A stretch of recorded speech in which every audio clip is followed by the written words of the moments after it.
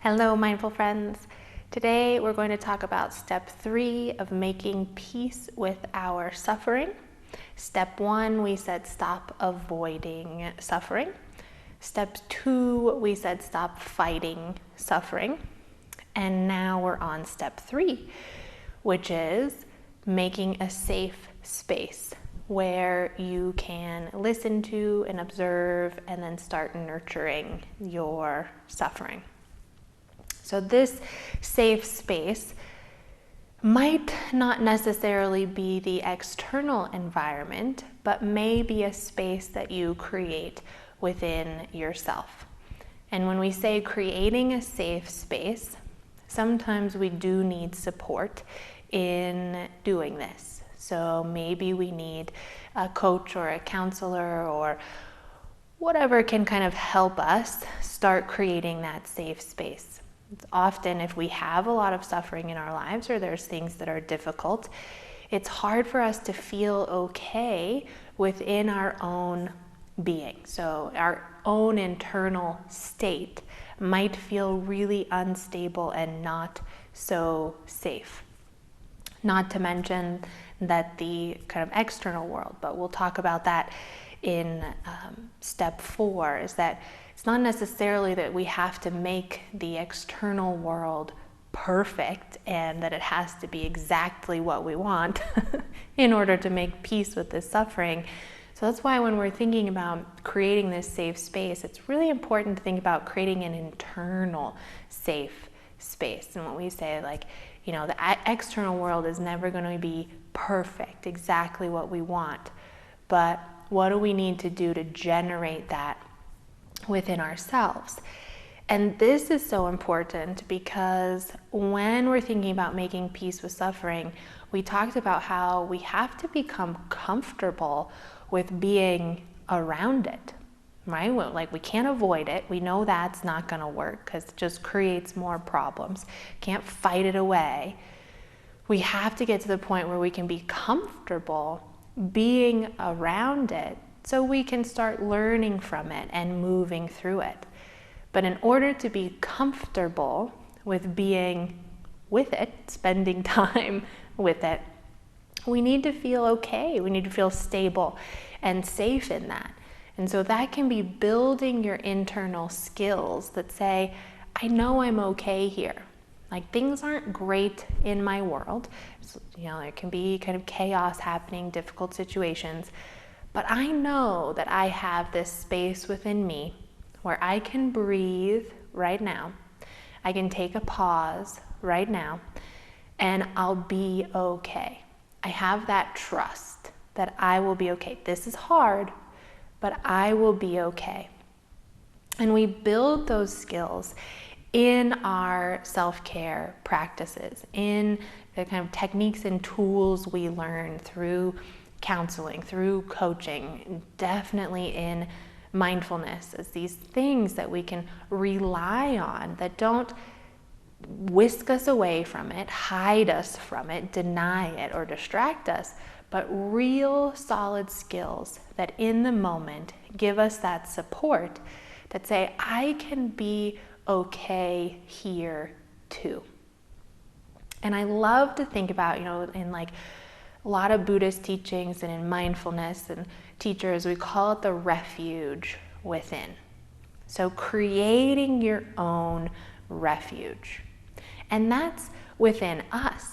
You know, and when we can remember we have a refuge that we carry in our own hearts, in our own being, it's so relieving because we take it with us wherever we are and whatever we are going through, because we own it. You know, it's empowering that we have that refuge for ourselves. And like I said, yes, we may need support in building this, in recognizing that we have it, in developing it for ourselves. But real, true practices that are going to help you, that serve you well, are ones that can help you establish that for yourself and give it to you. So they're practices that are building this for you. and then you can maintain it for yourself. So you kind of own that refuge now, how to create it, how to feed it, how to nurture it, and developing this space within yourself that does feel safe. And can you imagine what a gift that is, how amazing that is, if you have a place that you carry within you where you always feel safe. So I'll give you an example of like how we kind of start with that in mindfulness. Create a safe space within you. And a lot of what I always teach my clients and students is that the foundation of the practice is in the breath. And that we can come back home to the breath, this thing that's really calming, that switches us into the parasympathetic nervous system, that brings us back into that rest, replenished state, that reminds us of our place in the world, that we're held, that we're interconnected with all other living beings. We're in this together. And that breath is something you carry with you everywhere. And so when you're in a panic state where you feel that suffering, you want to avoid it. I can't be here. Breathe. And if you develop that practice strong enough that you truly can use your mindful practice and bring all of your attention back to the breath and just breathe. And remember that the breath is a safe space, that the breath is calming you, that it carries that peace. That is the start of that little refuge within, because the breath is a place you can come home to find well-being, to find a little moment of reprieve, no matter what you're going through. And when you start experiencing that, like, wow, it really did transition me from panic state into, even if it's a small little moment of I'm okay, this is okay, all I have to do is breathe, you're creating a safe space for yourself. And the stronger that gets, the safer you feel always, because you know you can come back to it. There's a place of reprieve for me. There is a place of peace for me.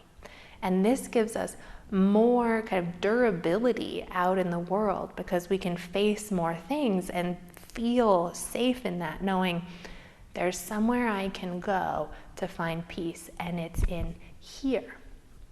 It's in me. And as mindfulness develops this in deeper ways, past the breath, you create that refuge, and then what kind of space is in that quiet space of the breath? Oh, all of a sudden we start finding it's a really cozy space in there, where there's positive thoughts, where there's someone encouraging us, there's bits of hope there, motivation.